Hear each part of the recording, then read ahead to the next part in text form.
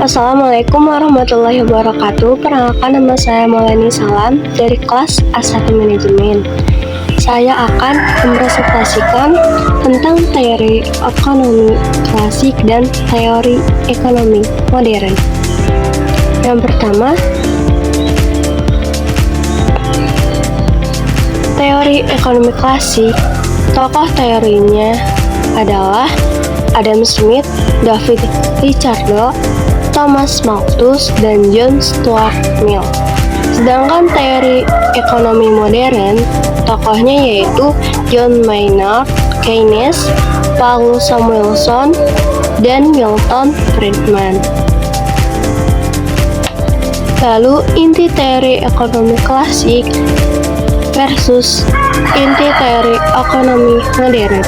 Inti teori ekonomi klasik berpandangan menekankan bahwa pasar bekerja secara otomatis melalui kekuatan permintaan dan penawaran. Jika pasar dibiarkan bebas, maka ekonomi mencapai keseimbangannya sendiri.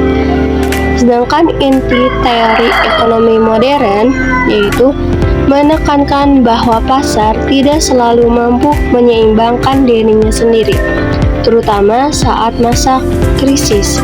Karena itu, peran pemerintah sangat diperlukan untuk menjaga stabilitas ekonomi.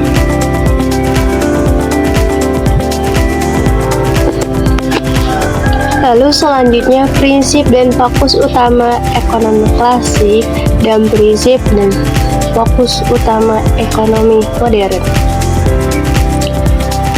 Prinsip dan fokus utama ekonomi klasik berpandangan bahwa itu salah satunya laissez-faire atau pemerintah tidak perlu banyak intervensi. Lalu fokus utama ekonomi klasik menegakkan hukum say atau penawaran menciptakan permintaannya sendiri. Yang terakhir, prinsip utama ekonomi klasik berpendapat bahwa pasar selalu menuju kesempatan kerja penuh atau full employment. Sedangkan prinsip dan fokus utama ekonomi modern berpendapat bahwa permintaan bersifat agregat, lalu stabilitas ekonomi, dan terakhir kesejahteraan masyarakat. Selanjutnya, cara kerja ekonomi klasik dan cara kerja ekonomi modern. Cara kerja ekonomi klasik diantaranya yaitu harga dan upah bersifat fleksibel. Lalu, pengangguran hanya bersifat sementara dalam pandangan ekonomi klasik. Lalu selanjutnya, inflasi terjadi karena jumlah uang beredar terlalu banyak. Dan terakhir, kebijakan pemerintah daerah dianggap kurang efektif dalam jangka panjang.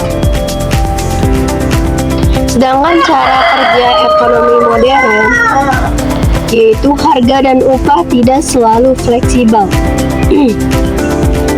Dan pengangguran bisa berlangsung lama, serta pemerintah perlu intervensi, yaitu melalui kebijakan fiskal, atau contohnya pajak negara dan belanja negara.